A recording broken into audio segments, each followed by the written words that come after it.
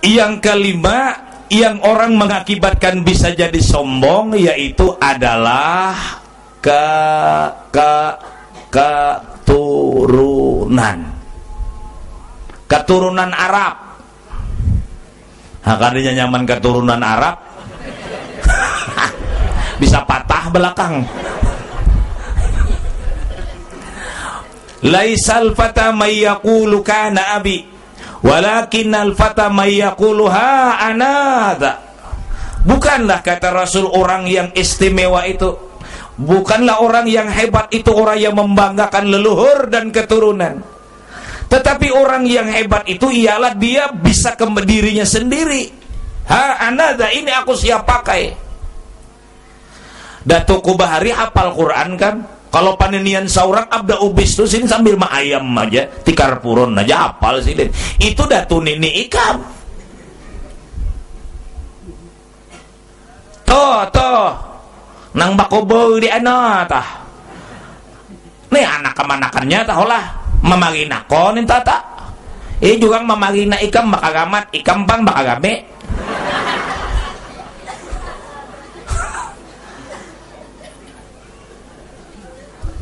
Bagaimana Syekh Abdul Qadir Jailani melihat coraknya manusia, sidin tawaduknya Syekh Abdul Qadir Jailani?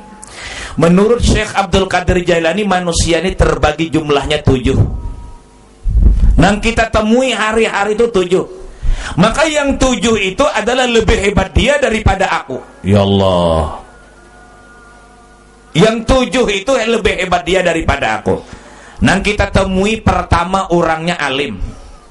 Yang kedua kaya, yang ketiga tuha, yang keempat muda, yang kelima kanak-kanak, yang keenam gila, yang ketujuh kafir. Itu pasti setiap hari itu bertemu tuh. Alim, sugih, tuha, muda, kanak-kanak, gila, kafir. Setiap hari pasti bertemu dengan orang ini. Maka yakinkan, kata Syekh Abdul Qadir Jailani, yang 7 itu dia hebat, aku tidak. Lebih hebat dia. Iya, kita mudah kalau kita bertemu dengan orang alim, kita tidak. Lebih mudah kita mengaku dia lebih hebat. Tapi bayangkan kalau kita bertemu dengan anak kecil, kita bertemu dengan orang gila, kita bertemu dengan orang kafir, mengakui lebih hebat dia. Sampai di mana ilmu Syekh Abdul Qadir Jailani masuknya itu. Padahal Sultanul Aulia, titel Syekh Abdul Qadir Jailani itu dunia mengakui bahwa beliau adalah Sultanul Aulia. Makam beliau luar biasa, kedudukan beliau, pangkat beliau di sisi Allah luar biasa. Bahkan Syekh Abdul Qadir Jailani, kita sudah pernah bicarakan, pernah kalahi dengan malakal maut. Ayo basi sintakan makalahi. Cerita sedikit.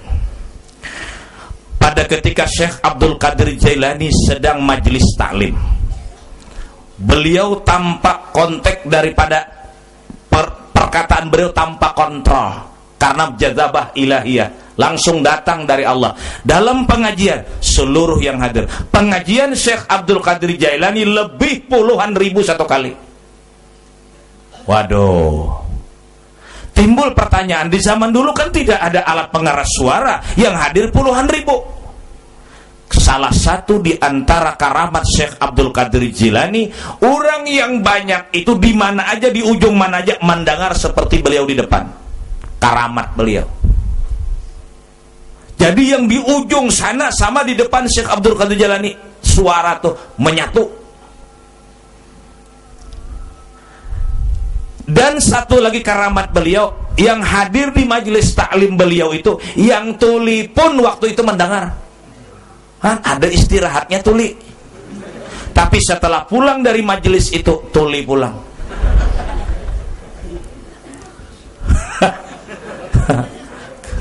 Tapi ada juga istirahatnya tuli kan. Ucapan dan omongan beliau, hai seluruh hadirin dan hadirat, siapa di antara kalian ada permohonan yang sudah lama permohonan kepada Allah tidak kabul, tolong datangi aku akan memintakan sama Allah Ta'ala. Pulanglah orang yang pulang, tidak memperhatikan omongan Syekh Abdul Qadir Jailani. Ada satu orang di majelis itu, seorang perempuan yang lakinya sudah masih 2 hari meninggal. Suaminya meninggal barusan 2 hari. Masuk Syekh Abdul Qadir Jilani ke dalam kamar, si perempuan ini menunggu. Selesai Abdul Qadir Jilani dalam kamar keluar, si perempuan ini mengetuk, disuruh masuk. Apa galuh kamu? Apa ibu keperluan? Maaf ya Syekh, pada saat sampian tadi ngomong kan sampian menawarkan, ulun ada hajat dengan sampian pintakan sama Allah Ta'ala. Coba kan yang mengabulkannya Allah Ta'ala. Tetap Ahlus Sunnah wal Jamaah kan begitu. Bukan Abdul Qadir Jailani yang mampu mendoakan itu, yang mengabulkan. Tetap Allah, tapi yang memohonnya ini kadinya syirik bang itu. Syirik itu dasar kada debat kitab juga, tapi tahu juga ilmunya. Bapak aja kita bailang ke kubur minta nang apa minta. Kadinya orang meminta ke kubur tetap meminta kepada Allah. Kuntu nahitukum an ziyaratil kubur fazuruha. Lalu si perempuan tadi apa? Kan sampian ngomong tadi, siapa ada hajat, baik hajat dunia ataupun hajat akhirat, lama tidak kabul, maka pinta saja, lapor saja sama aku memintakan Allah. Nah kebetulan Syekh, suami ulun barusan 2 hari meninggal. Tolong pinta akan lawan Allah supaya hidup laki ulun. Allahu Akbar, ini kada ini di luar jangkauan ini. Tunggu kata beliau, insya Allah dikabulkan Allah. Masuk dalam kamar, sembahyang 2 rakaat, minta kepada Allah, salam. Apa yang terjadi? Beliau naik ke atas, terbang. Allah, wele jauh gak muntai tagabang. Nah, hatta ghaba anha, sehingga si perempuan tadi kada melihat lagi di dalam rumah tuh, kada terbang. Jangan bingung. Kikuk kikuk kikuk. Jaka tingkir. Itu aja kada bingung, ini apalagi ini wali, makin kada bingung lalu. Kikuk kikuk kikuk. Rupanya aja gurunya melihat juga. Pian aja anak melihat, ulungan anak melihat juga. Den. Kikuk kikuk kikuk.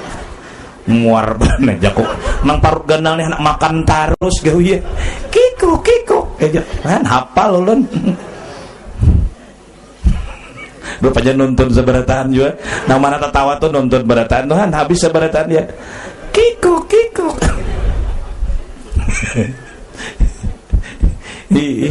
Bakal lahir di atas bubungan bungolnya jago ya Allah. Tapi tak bagus ngintupang ditonton daripada alamak. Hulat dimakan bungolnya. Zamannya kita sudahlah. Aku makan pisang goreng, hulat paku. Kada usah kakak-kakak itu kada usah. Itu orang nak kada ada ilmu tasawuf, ilmu tauhid fikih dada. Sudah melanggar norma-norma hak agama sudah. Masa ulat dimakan? Masa paku dimakan? Wala tulqu bi aidikum ila tahluka. Jangan kau lontarkan dirimu ke dalam luka. Maksudnya ke kebinasaan. Karena dalam luka itu kada obat apa-apa. Jangan dipaknai lah luka tuh luka, janganlah. Kikuk. Iya pulang. Nyepayu paksa dijual bener. Kai gitu tertawa kikuk.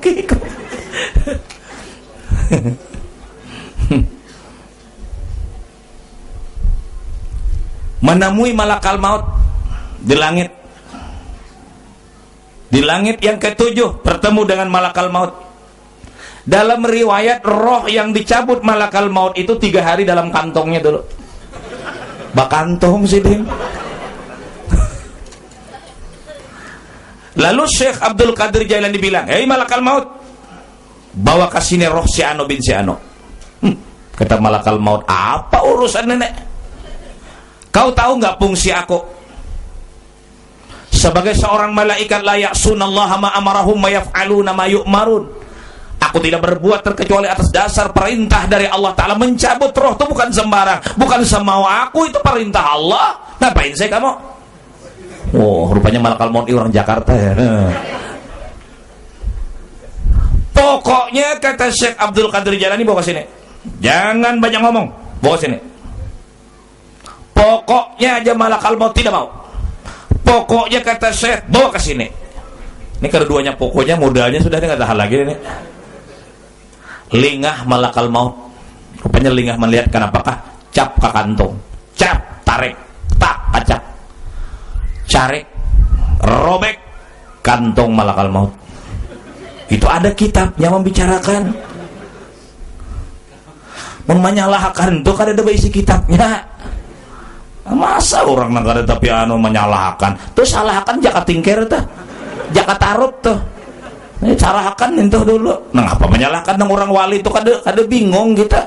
Orang nama maksiat aja kawa baga ganjil pekerjaannya, sehingga roh tadi menyebar dan karunia. Nang mana orang rahatan memandii, kembali rohnya bangun. Malakal maut marah, ya Rob, ini hambamu berani mencarikan, merobekkan kantongku. Ujar Tuhan, jangan disariki, jangan dimarahi, dia pangkatnya tinggi di sisi aku. Bagaimana ya Allah, roh nang sudah sabak nang keluar ini, nang sudah menyebar ini, jatuhan cabuti bahasa. Nang rahatan bangun cabut, mati pulang. Tak tinggal nang satu tadi. Kembali Syekh Abdul Qadir Jailani ke bawah, dan ketika pasahapan sejadah ngomong sama siapa? Perempuan tadi, kau silahkan pulang, suamimu dalam kubur hidup. Cepat keluargamu tabuk, bongkar, dia keadaan hidup. Dibongkar, ditabuk, kemudian kelihatan dan dia hidup, dan hidupnya beberapa puluh tahun lagi. Itu keramat terbesar dari Syekh Abdul Qadir Jailani sampai kelahi lawan malakal maut. Orang yang sebesar ini mengaku paling hina. Kalau kita bertemu, kata beliau, dengan orang alim, lebih hebat orang alim daripada kita, mudah. Kalau kita bertemu dengan orang kaya, lebih hebat orang kaya dengan kita, mudah. Kalau kita bertemu dengan orang tua, lebih hebat orang tua daripada kita. Orang tua lama hidup di dunia, sedangkan kita tidak lama. Berarti beliau banyak mengerjakan kebaikan. Bertemu dengan anak muda, lebih gagah dia beribadah daripada aku. Bertemu dengan anak kecil, lebih hebat dia karena dia tidak punya dosa, sedangkan aku banyak dosa. Bertemu kita, kata beliau, dengan orang gila, lebih hebat dia daripada kita karena dia gila, tidak dicatat segala apapun yang diperbuatnya. Orang gigilaan mulai lagi halus sampai ke tua gigilaan itu surga. Nama hulu-hulu neraka. Lebih hebat orang gila daripada aku. Kenapa? Sebab dia gila tidak dikenakan sanksi, hukum tidak berlaku dengan dia. Rufi'al kalam an thalathin 'anil naimi hatta yastayqadha wa 'anis sabiy hatta yahtalima wa 'anil majnun hatta yufiqa. Dia gila kan tidak ada dapat apa-apa. Bertemu dengan orang kafir, lebih hebat orang kafir daripada aku. Di mana masuknya? Dia tidak bisa dikatakan dulu kafir, walaupun dia kafir. Yang namanya kafir, matinya dalam keadaan kafir. Kalau dia masih hidup, siapa tahu pada ketika hendak sakarat, la ilaha illallah Muhammadur Rasulullah, atau asyhadu an la ilaha illallah wa asyhadu anna Muhammadar Rasul. Siapa tahu pada akhir hayatnya dia beriman. Di situ masuknya pengakuan batin Syekh Abdul Qadir Jailani agar jangan sombong kita hidup di dunia. Lalu bagaimana cara membasmi sombong? Agar supaya jangan sedikit pun berbau dalam batin kita ini sombong, bahwa kita lebih hebat dari orang lain. Minimal dua. Insya Allah Pak, kalau kita rajin duduk ke majelis taklim, kita tidak bakalan sombong. Karena sombong ini di atas. Kita sudah katakan, orang kaya bahayanya sombong, orang miskin bahayanya takabur. Ke atas punya penyakit, di bawah punya penyakit. Kaya punya penyakit sombong, susah punya penyakit dangki. Jadi kaya punya penyakit, susah punya penyakit, lebih baik kaya. Kan kedua-duanya kada masuk surga. Nang sadih banani, mana miskin, mana neraka. Masalah dengki sudah kita bicarakan. Ini orang rendah, di bawah pada orang lain. Kita selalu marah orang dapat nikmat, sedangkan sombong menari-nari kesombongan di atas melihat orang miskin.